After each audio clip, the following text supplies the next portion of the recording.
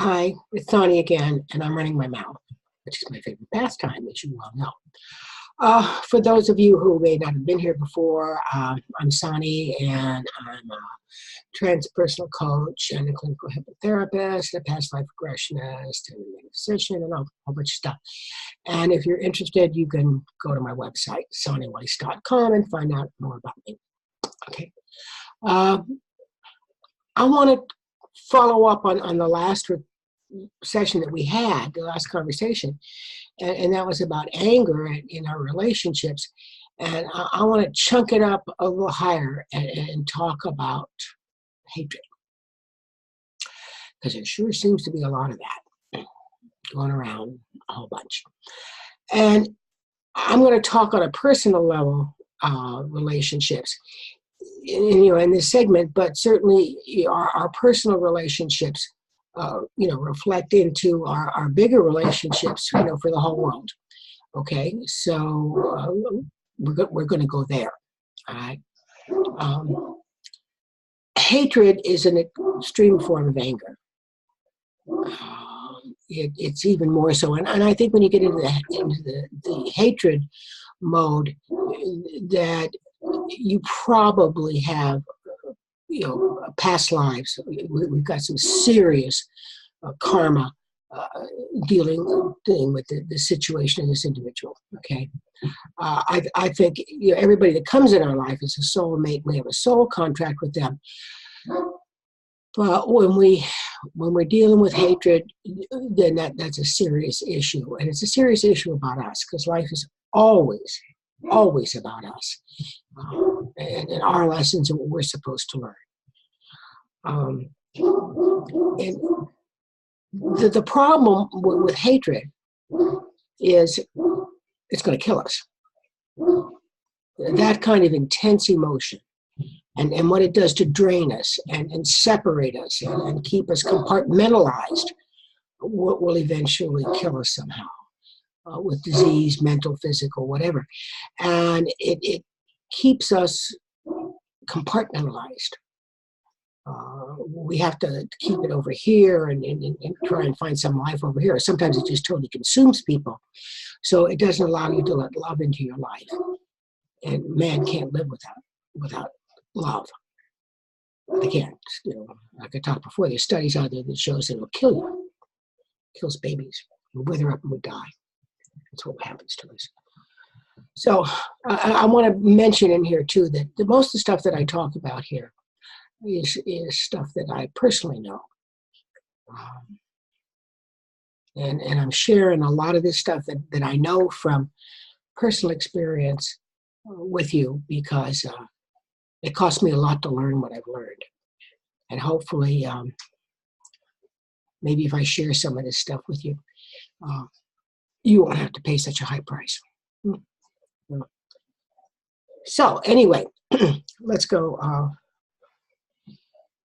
Hatred is caused by anger.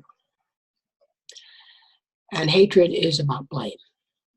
And hatred is this anger, this extreme form of anger that we get. And we're projecting that anger onto somebody else. Anger is that emotion that covers up pain. We can only deal with so much pain. And anger is the emotion that either covers it up or gets us past pain to courage, where we can do something about our pain. Depends on how you want to use the anger. If you're hating, then you're not using the anger in a positive way. I mean, anger is not good or bad, it just is. It's energy. But if you're using it for hatred, it's negative, because it's not going to accomplish anything. If you're using your anger to get you past something, out of a bad situation, to right a grievous wrong, then that's in a positive fashion. Hatred destroys. Anger just gets you past something. But hatred, you want to destroy. You want to annihilate. You want to eliminate because the pain is so damn bad. So you want to destroy that. Think about it.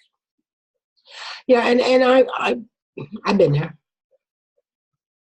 I've been there. Hated my stepmother. Hated her. Made my life miserable. But I don't anymore. I don't hate anybody anymore. You know why? Feels bad. And I got sick and tired of feeling bad. And so I started cleaning some of this stuff up. So I've been there. And in my marriage, that almost destroyed me.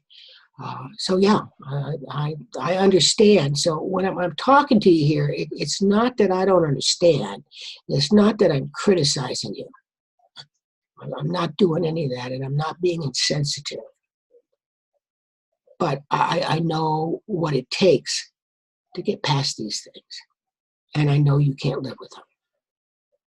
I know you can't. Okay? So I just have clients coming to me with relationship issues and that are so strong, and they can't get past the hatred. They can't get past it so they can solve something and change make some changes. And it's eating them up, and they don't understand why they can't get a new relationship, why they can't find love in their life, and then this is something they want. They want to get past this. They want to get a new relationship going. So if you're not getting what you want out of your life, you have to ask yourself, what am I giving? Well, what am I giving out there? If people don't want to continue relationships and things with you, you don't understand why, and then you're out there dating and making connections, and you can't do anything. What kind of energy are you giving out? Are you still hung up with some old relationship, your ex husband, lover, parent, whatever? If you're still harboring hatred and stuff for them,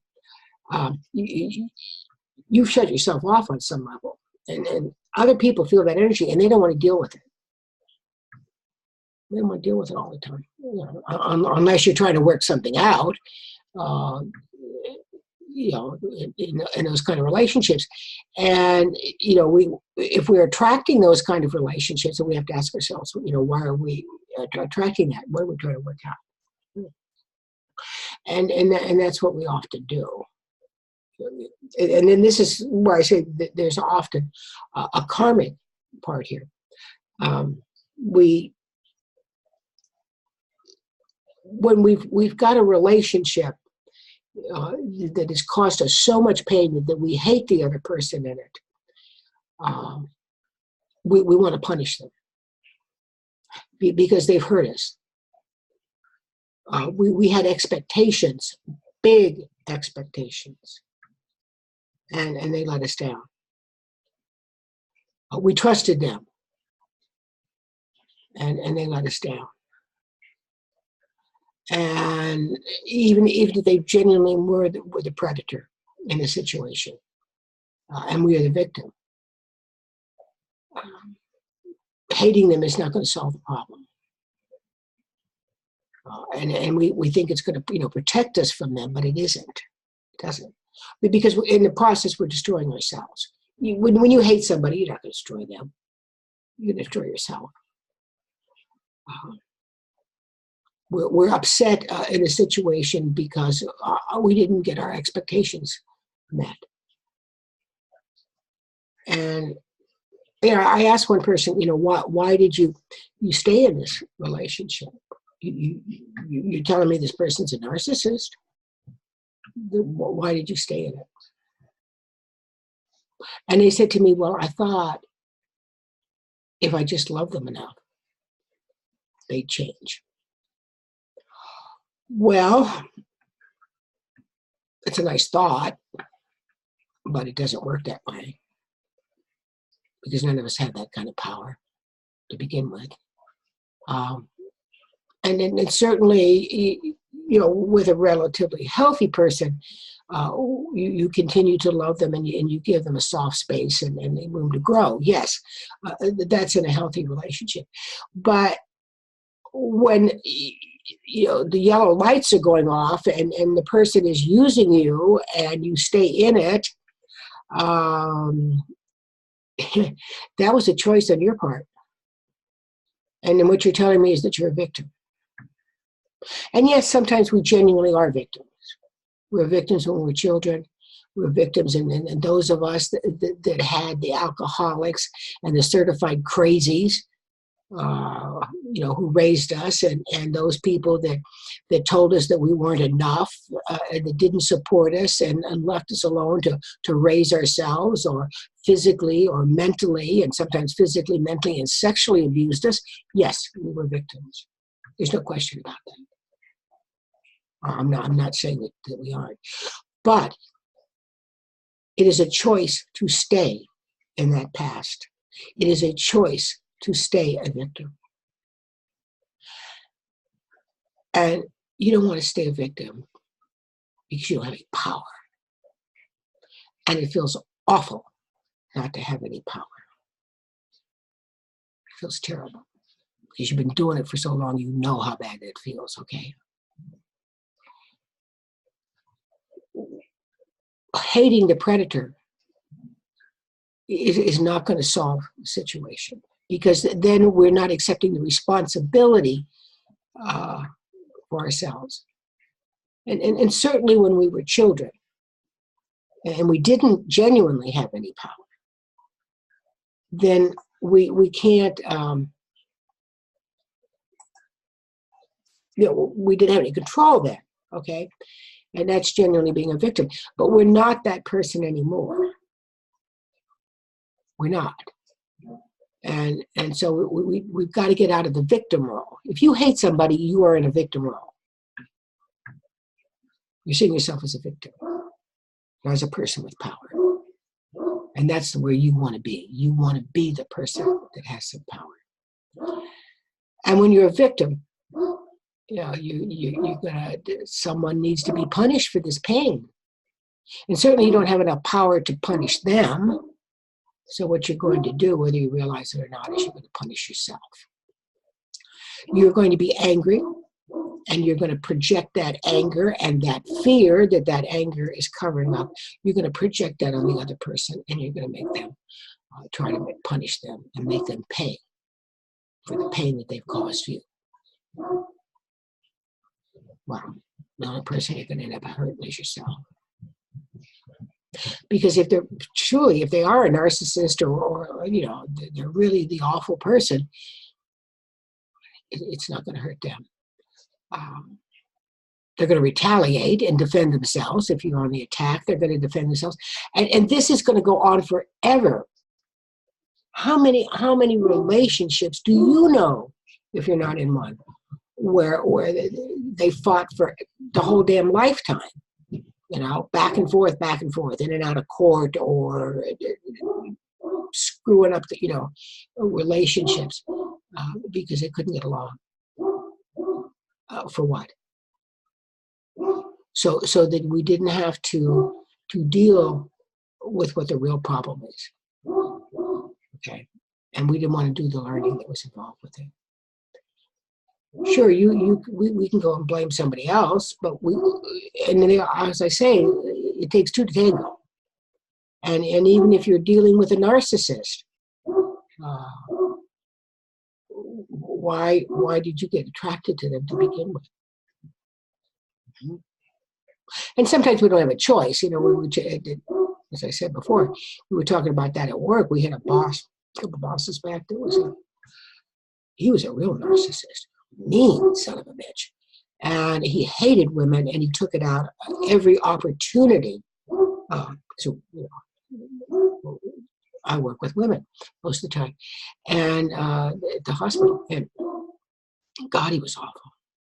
But I don't choose to hate this man, no matter what he tried to do, because I don't want to feel that. I don't like the way it feels. I don't like it at all. And I don't want to keep that tie to him because, babe, if you hate somebody, you are keeping a connection to them. You are keeping that connection open. I would think you want to get rid of it. I think you want to get rid of that and not keep that open. But hatred is based on guilt and shame. And of course, it's easy because we live in this shame-based world. And religion and then our culture and everything teaches us to be, shamed and guilty. But you don't want to stay there, okay? How's it working for you? Is this working for you? I mean, if you're in one of these situations or you've been into it, look at it. Did it work for you? How'd you feel? Feels awful. That's how you felt. No, I know how you felt. It feels terrible. Okay, but you think you have to defend yourself from this person. And what are you defending yourself from? And yes, I agree with you that there are those situations in divorces and custody battles and property battles that you have to fight. I'm not saying that you don't have to fight for what is yours. Certainly you do. But you don't have to fight and hate. You don't have to want to physically, mentally, emotionally destroy that person. And that's the difference. A little anger will get you the energy to get you through that when you're afraid and you need courage. But when you get to the point where you want to annihilate somebody else, that kind of emotion, then you have a problem. Because what that's going to do, it's going to kill you. Mentally, physically, and emotionally. And definitely spiritually. Is that worth it? Is that worth giving up the opportunity for a full life filled with love? Of living your life to the fullest? Because hatred takes up a hell of a lot of energy. And you got to take that energy from someplace else. And you can't stay with that hatred. You can't keep it in your head all the time. Go crazy. And then it's like a scorpion. It's got that stinger on it. And believe me, it's going to come back and it's going to sting you. You may sting them, but you're going to sting yourself with it. And you have to compartmentalize. You got to keep that hatred over here. You got to keep them over there because you can't have it in your life all the time. And who you running from? If you are if you're running so fast and you don't have any time in your life and you're a workaholic and you keep your schedule that you don't have an ounce of time to do anything under the guise of being a good family or doing this, and I know everybody's putting all these pressures on. No, babe, you're running from yourself because there's something you don't want to see and you don't want to experience. Because if you keep your schedule so time-filled, then you can't think. It keeps you from thinking and feeling and in the victim mode. And then you don't have to deal with anything if you're a victim because you don't have any power. Talk about it that way. But you're really saying, I don't have any power. So I'm going to blame the other guy. And by God, I'm going to make him pay for it some way. And I'm going to get my pound of flesh because when you hate somebody, you need your pound of flesh. And some of this goes back to when we were helpless, when we were 3 years old or 5 years old, and we didn't understand context and how things work. We didn't have the capabilities of understanding that. We didn't know that if we walked out the street, we get hit by a Mack truck and squish us. We can figure that out. But what we do understand is that our caretaker, mom, dad, grandmother, whoever the hell it was, they had the food, they had the love, they had things that we needed to survive. We understood that on an unconscious 4-year-old level. So we needed to keep them happy, whatever the cost is, because we can't survive. And after they stopped being angry with us and everything would go back, semi-normal, whatever that is, but the danger got less. So we also learned that after we got punished, things got better after we made a mistake. And we still do that. Because one thing that punishing yourself does is it allows you to keep repeating yourself. You paid the price for it. Now you can do it over again. Because sometimes the fear of the change, or seeing ourselves and seeing we have to change, is more frightening than what we're in. Especially if we don't have any self-esteem. That scares the shit out of you. It does. Trust me. So we continue to do what we do. We punish ourselves for it. We won't do it. It just goes in this damn circle. And then they do more things. And then we got more reason to be angry at them. Never stops. And then we can't let anybody else in. And some of this, I think the really bad ones are well, I think all of our relationships that have any influence on us are certainly soul contracts. But I think the ones that have hatred in them, not just anger, are probably, old karmic stuff.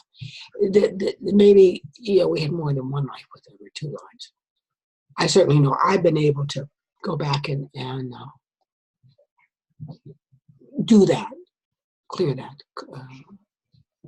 work with that. I mean, I have mentors myself. I have shamans and healers that I work with. And when I start to find something that I'm afraid of, or a relationship that I'm afraid of, this fear or anger, whatever it is, I go back and I ask why. What am I afraid of? Something in this is scaring me, and I don't think I can handle it. So what is it? What is the pattern? And I go back into that. And I'm not saying I can do it overnight. I can do it by myself sometimes, but when I get somebody to help me, I can do it a lot faster. And I find the pattern of what the abscess is, what the lesson it is that I need to learn. Because all of this is about lessons, okay? To raise our level of consciousness, to help us get rid of these burdens of judgment and stuff that holds us back from being all that we can be. But I still have to heal it and clear it up in this lifetime. Okay. Now I may know what the abscess is, and I know how to treat it, but I still have to treat it, and I have to do something about it. And I think that's what these really extreme, intense emotional relationships are. You probably got more than one lifetime with this individual, and you don't. You may have been the predator and you may have been the victim, because, if it goes on 2 or 3 times, we change roles in who we're playing, so that we can experience that, so that we can walk in their shoes. But if you didn't learn from it, babe, you're going to keep walking in those shoes, I'm telling you. And you're going to get hit by the 2x2 if you don't learn in this lifetime, and you put it off to the next lifetime. It's going to be the 4x4, and then sometimes you're going to hit by that 6x6. And babe, you don't want to get hit by that. Trust me. I had this woman that came to me. Horrible, horrible, horrible, awful life, God. Terrible one. No, she's not terrible. Her life was so terrible. She had physical disabilities, emotional disabilities. She was trying to find a spiritual path, but couldn't do that because she had so much misery and pain in her life. And so I said, well, I'm going to help. Let me see if I can help her, And so I did some regression work with her. I didn't charge her for it. She has a problem. How can I do that? And so I took her back to 3 lifetimes. And I could see the pattern. She had, in each of these lifetimes, she had opportunities to be loved. There was love all around her, family or who she worked for, the people in her life. And I guess there was more behind that. I just picked up the last 3. And she couldn't see any of this. She was a victim all the time. That's all she saw herself as, was the victim. And it wasn't enough. Nothing anybody did was never good enough, for her. Again, we're talking esteem issues. And each lifetime it got worse. And 2 by 2, 4 by 4, and this time she got hit with a 6 by 6. She could not recognize the pattern. Couldn't see it. Just couldn't see it. And this lifetime is, if she doesn't see that pattern, and which I can't, especially in that situation, I can't tell you what the pattern is because you need to see it yourself. And her life was so bad. God, I wouldn't do anything to make her think, that she was contributing to it in that way. But we got to, if we stay and we don't learn from what's happening to us in this lifetime, it's coming in again, because that's what karma is. It's not punishment. It's reaping what you sowed. And if you sow hatred, baby, it's coming back to you. It will, because you didn't learn anything from it. You'll learn. And that's learning to let go. It's learning that everybody makes mistakes, and nobody has to be punished. It's learning that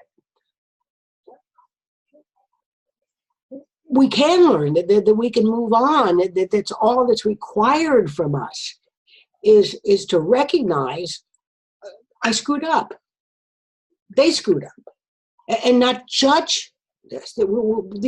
All of this is about abandonment, betrayal, and judgment. And we think we're judging them, but not. We're judging ourselves. What we're saying is, I didn't see the flashing lights. I put too much out there, and they took advantage of me. Yeah, maybe you did. Okay? You made a mistake. You fell down. Pick yourself back up and let's start walking again. But no, we got to say, oh, they did something. Well, maybe they did. Yeah, they did. Certainly they did. But that doesn't mean you have to judge them and punish them.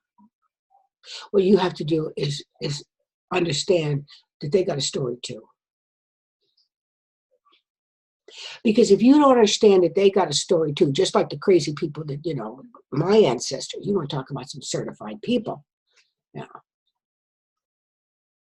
We're talking certified people, crazies. They had a story too. And I know enough about that history that they were just as abused as I was. They couldn't do any better. Well, you know what? Stops with me. Stops with me. I understand what their problems were. I'm not saying I approve of their behavior. It was terrible. It was awful. Caused a lot of damage and a lot of pain. But I'm not passing it on. No, I'm not going to do it. Because as long as I hated those people and I saw myself as a victim, I hurt a lot. Big time. And I closed myself off. And I didn't let all the love and wonderful things that were around me in, because I put up that damn wall. And that's what we do when we're in pain and we have hatred. We put up walls and we don't let the good stuff come in. And we can say we could put up the filters, and I do the filter stuff. I could do, but that's taken care of a problem outside of us, okay? But we got to get to the abscess. We got to drain that abscess in order to heal. And as long as you're putting that wall up, you can't totally feel the love that's coming in, and that's what's going to heal you. That's what heals you. Because you put that wall up because on some level you don't think you're good enough. And that's what you don't want to see. And so you're going to push and project that fear and shit onto somebody else. Okay? Because somewhere along the line, you didn't get enough support, you didn't get enough love. So you're good enough. And you deserve to be loved. Everybody deserves to be loved. Even a damn narcissist. I learn more from the narcissist half the time than I do from the other people. We all do. We all deserve to be loved. We're so afraid of it. We're so afraid sometimes to see and open up, and when that comes in, and we don't know what to do with it. We don't know what to do with it when somebody unconditionally loves us. We don't. Because we're not accustomed to it. And it scares us. And we run. We run. We put the wall up, and it's easier to hate than to look at ourselves and say, I'm not perfect. I'm not perfect. Because we were told we were supposed to be perfect. Somehow we get this in our heads that we're not good enough, that we're not good enough to be loved. And then we got to say, okay, these people who were my authority figures, who I trusted, were not trustworthy. So how do I trust myself if I couldn't trust the people that we're supposed to trust? I mean, it's really confusing. But we have to figure it out. And then someday, that's how we build up our self-esteem. And we realize, that it's okay to make mistakes. Because we learn from them. That's all. Not be punished by them. We learn. And we change our behavior. Because we don't want to hurt anybody else. Because we don't want to cause any more karma. And we don't want to be hurt anymore. Okay? And that's not making us responsible for somebody else's feelings. Okay? Because all of us are going to inadvertently hurt somebody and each other. Okay? That's life. We have to stop being the victim. And we take our power back. And we start remembering the good things that we've done in this lifetime. Because most of us are old enough. If you're watching me, you're probably not 6 years old. Okay? We've done good things. And we hold on to that good stuff. And we remember who we were and who we are now. We can't change the past. And what's happening is that person that you're hating, they've triggered some damn fear in you someplace. That's what it is. They've triggered the fears, and they've triggered the self-doubts, and they've triggered the old memories from lifetimes past and this childhood, and that makes us say, I'm ashamed of myself. And the guilt and the shame is more than I can handle. Well, it's not. Because shame and guilt are only when you break rules. That's where they come from. And some rules need to be broken. And sometimes we accidentally break rules. And we learn from it. And we grow and we change. But we got to give up the shame and the guilt. You can't keep projecting that on somebody else. Let them go. Let them find their own way.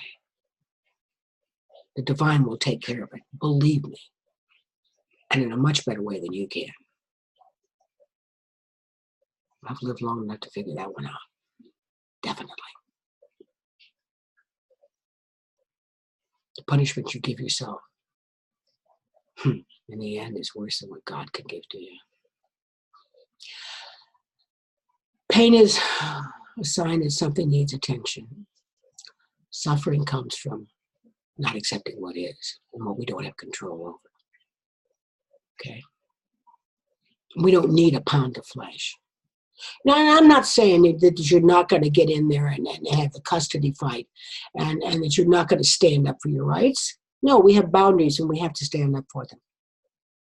We have to stick to it. And there are rules and beliefs and things that we must stay with. But we don't have to do that from fear. And that's what hatred and anger is fear. And the more intense it is, the more our fear is. We can do it because we know it's the right thing to do, and we don't want other people to be hurt, and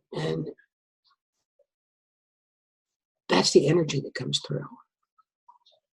And besides, I have to tell you, study professional killers. They don't usually have any feelings whatsoever about the situation, and they're much more effective when they do it. So, when you get all involved emotionally, you're not thinking clearly, and that's not even a good way to fight.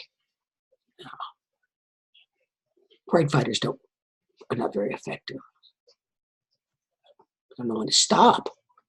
And that's right fighting. Hatred is right fighting. You don't want to stop. You're sitting there destroying your own life just to be right. Just to be right. And you're destroying everybody else around you that loves you. Because most of us, believe it or not, even if we don't see it, there are those around us that care about us. And I'm sure there's a few out there that might listen to me that have gotten themselves in a situation that they don't think there's anybody that cares about them. But you know what? If you're in that situation, then go out and start giving. Give yourself. See what you get back. If you don't have love in your life, it's because you put a wall up that won't let it through.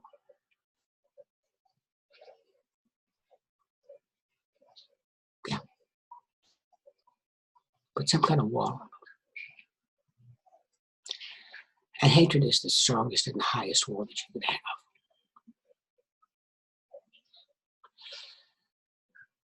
So you won't let that go. And you let that go by start realizing what it feels like. It feels bad. And you know it feels bad. You want to continue that? And okay, you want to be run? Sure, you can run away from it. You can be a workaholic. You can do this. You can compartmentalize. You can put your schedule so tight that you don't have any time to think. Yeah, you can do that for a while. Keep it up. You might be doing it now. But it'll kill you. And that's a choice. It certainly is a choice. But you might start thinking about how good it feels to be when you love somebody. And I'm not asking you to love your narcissist or your the person that did all these horrible things to you. I don't love my parents. Oh, I said the terrible thing, didn't I? I love them. I hate them. They abandoned me. Yeah, okay. But I hate them. I don't think mine anymore. Because I would choose to go back to that. They did what they did. They have to answer to God. They don't have to answer to me. I want all of my life. And you can do that too. That's what I'm asking you to do. Is to let go. Let it go. You're not going to hurt anybody but you. And you really want to be loved, and you know you do. You know you do. So, stop the blaming. Stop punishing yourself. You're okay. And you have the courage to see who you really are, not who someone, somewhere, sometime told you who you are. Don't make any more karma with this, okay? You keep that up. Find a solution. Find some way to work with them. Or just let it go. Be neutral. Nobody said you have to love these people. I'm not saying that. I'm not saying you have to accept the behavior. Get out of the fight. Get out. Stop fighting with them. Let somebody else do it. No, like I said to my client the other day, no, you don't do this. That's what you hire lawyers for. And I don't, lawyers can take you for that, but it's not the point. You can't keep fighting with these people. You can't keep that emotion inside of you. You can't. So when it comes up, ask yourself, what am I afraid of? What am I so afraid of? What have I done? Where is my abandonment? What is my issue of betrayal? Did I betray myself? Did I do something that betrayed me? Because a lot of times it's betraying yourself. That's what happened. You let yourself down because you think you left yourself down because you made a poor decision. You have to be punished for it. Time to stop. Ask yourself, what am I afraid of? And keep digging till you find out what it is. And then accept it and do something about it and have the courage to walk through it and correct whatever it was inside of you, not them. Because it's all about you. Okay. I ran out of breath. Where's the off button? Ah, the off button.